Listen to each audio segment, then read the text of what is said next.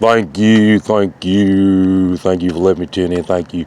Good morning. This is Coronado Ortega Harris, owner of the Global Market, majority stakeholder of bringing Bruno's and food world back.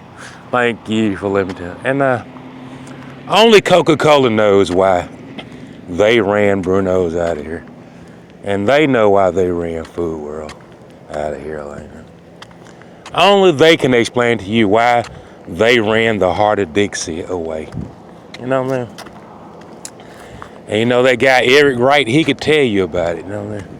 He could tell you, if he could actually come out from where he is. I seen Eric Wright, you know what I mean? He was my next door neighbor for a minute. And he was telling me with sign language how dangerous them guys really are, you know what I mean? And I just tell him, man, I'm related to them folks, man. I'm a brother from another mother. And another brother's mother's smothered brother.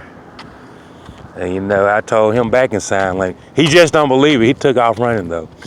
He pulled up in a BMW, and when he seen that I was trying to tell him that they took him for nothing, he just jumped out of his BMW and took off running fast as hell. Like, I don't know if he made it back out there to where he's from, I don't know. But I'm pretty sure he saw some pretty wicked stuff. Because me, myself, I have actually seen them do some pretty wicked Johnny Knoxville jackass type of stuff. Like, you know, break a leg, break a head, they do that kind of stuff. Break a heart, you know. Nevertheless, like, you know, just like that dude said, and the beat goes on, you know. It does go on, like, you know. It does go on, and I tell you, you know, Michael Cohen called me late, you know what I mean? I put him in a real nice place, you know. I just told him to stay here and don't let people know that you're here. You don't have to be locked up behind those bars, ladies and gentlemen. Some people tricking you like you do. You don't listen to them, man. You do what I tell you to do, you know what I mean? And all you gotta do is keep your eyes from out behind those blinds and those curtains like a damn raccoon early in the morning. And they won't even know you're in there. But so when you peek behind them blinds and stuff, even with the lights off, it's just something about the glare in those eyes, like I tell you. It's just like it's like a possum on Viagra, like, you know. You're like, what the heck? You know what I'm saying? Even though you hid way back there, it's just when you pull those curtains and those blinds back and you looking through that little crack, man, at time, it looked like two flashlights, like I'm trying to tell you. Never seen nothing like it, like, you know. But it draws heat. It's like a heat seeker, you know what I'm saying? It pulls people, they're not even thinking about it. It's like they're in complete darkness, but they can see the hunger in those raccoon eyes. They can see the drive, the want to be free, and the dream in the eyes of those possums. Looking from behind those curtains and those blinds and those drapes, ladies and gentlemen. They can see it, you know. And do they ever think that possum or raccoon has human? Hell no. How could a raccoon and a possum have human characteristics? They never associate. I don't care how good that possum or raccoon puts that paper together or that dissertation out there in that PhD program. They never consider those things their equal, you know what I mean? All they can see is making a hat with a tail hanging off the back of it. Or probably some victuals or some goddamn or some supper or something like that. Go back there and fix me some supper.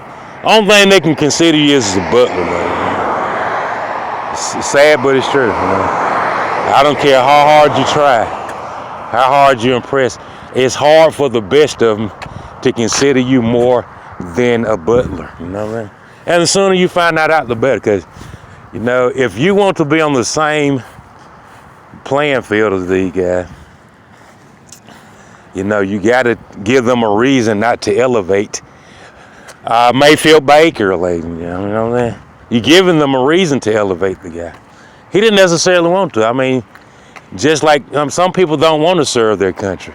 They too busy playing golf and making billions of dollars to do something like that. To reduce themselves back to ROTC, ladies and gentlemen. Nobody wants to do ROT. It's their civil duty to do it. Nobody wants to go to jury duty, man. You know what I mean? For real. If I'm out here loving my life, enjoying it, why the hell do I want to take off to listen to a misdemeanor case in court for the next 30 days when I could be making billions of dollars, doing what I want to do, taking lunch break when I want to? You know what I mean? Nevertheless, it's kind of difficult to explain to you. But I tell you, some people, they need lots of parables to understand what the hell is going on. You know? They need lots of parables and lots of parables. Like you, for instance, do you know how much it takes for the rest of the conferences, even if you're winning, to consider the SEC as a dominant force on the planet? They don't, ladies. They wouldn't give a damn if you won every game from here to the afterlife.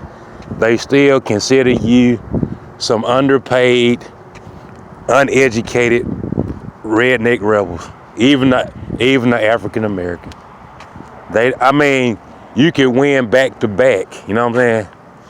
I'm talking about for 100 years in a row, but they still consider you uneducated, unmanned, outnumbered, you know what I'm saying? Slow as hell, you know, crystal meth, opioid smoking, whiskey moonshine drinking, underpaid, underprivileged. They might consider you their third, fourth cousin, but they don't consider you the privilege that you're talking about. They taking the privilege from you, you know, and they're using it in other places. You know what I'm saying? Like the Florida Keys and places like that. You have to find a way to get them to see that it's more than just football. This is not just football. It's the hunt for Blue October. You know what I'm saying? You have to show them how much you really done linked everything together. Well, you got this link to this and this link, because they don't understand, only you do. You know what I'm saying? And when you fade away in a cloud of opioid smoke, they not getting the picture no more. You know what I'm saying? That's when they put that live cam down and they go and find Larry Flint and Hugh Hefner. You know what I'm saying? Because now you're not making any sense. You know what I'm saying? And one time they was paying attention to you. But then when you picked up your opioid pipe and stuff like that, and your heroin needle, you know, and you went off into Cloud 9 Super Center and picked up the wrong thing, they put that live cam down a long time ago. It's very seldom that they even pay attention to you after that. You know what I mean? That's why it's good to stay clean, ladies.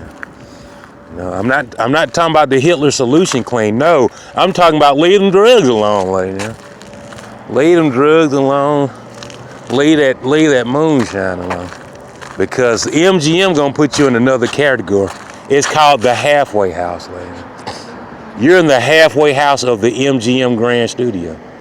They seldomly come in there and listen to anything you got to say. You like Don Siegelman, lady. You know what? They don't give a damn what kind of idea you got. They don't want to hear your plans for another casino or a lottery. They don't care. They don't care how great your idea is. They just like, man, just go back to the halfway house and lay down. Shit. And I tell you, ladies and gentlemen, when you be locked up like that, man, you can go on and on with all kind of fresh innovation, but they just don't want to hear it. They'd rather take innovation that's not innovation at all than to take it from Don Siegelman. Like, you see what I'm saying? They just don't want to hear it from him. Because he was busted, lady. That's why. He was busted. That's why, lady. That's what they looking at, lady. Now, I tell you, to get this powerhouse going the way it's supposed to be, it take more than just winning the championship. You know what I'm saying? It take more than just passing the ball from one thug to another. I'm gonna pass this ball to this thug, and I'm gonna pass it from the vice lords over here to the disciples, and pass it to you, and make sure he don't get his hand. It's gonna take more than that, lady. It just ain't enough. You know what I'm saying? Anybody can do a forward lateral. Anybody can do a backward lateral. Anybody can do an onside kick and steal the game. Virtually cheating in front of everybody. But we're going to do an onside kick because there's nothing left to do but to kick the ball back to ourselves and keep it out of the hand of the guys belong to. See, they've already, they get the gist of it. You know what I'm saying? They really ain't feeling it. So I tell you, ladies and gentlemen, if it's not this lifetime, definitely the next lifetime. You guys got to start jotting this stuff down and leaving some information for your children. You know what? There's about to be another revolutionary battle, ladies. You know what I'm saying? Between the Americas and the Asians, ladies. You see what I'm saying? The Asians are ready, and guess what? And their women have real big door knockers, ladies. I don't know how they spliced those genes, because I remember one time they didn't. But man, ladies, there's a lot of Asian women with big old door knockers and big old booties. You know what I'm saying? I mean, a lot of them too. And then you never think it's gonna be like that till they take that wet T-shirt off. You're like, whoa, Lord. And then you excuse the features that you didn't back in the days. You didn't consider them to be nice. Now you love them. You got them in a room with everybody else. You got them in group. You got them in group meetings with everybody else, because you already know everybody's gonna lose focus when they see that woman have just as much bang as everybody else, if not more, ladies. And then they do a lot of panting and laughing under their breath. They don't do a lot of talking. That's all they do in there. They don't talk. You know what I'm saying? And they bat their eyes and stuff like that, and they take out that little fan, that fan and fan they sell. And all you can just like, dang, man. You know, a lot of time it's perfect. It's perfect under that thing. You know what I'm saying?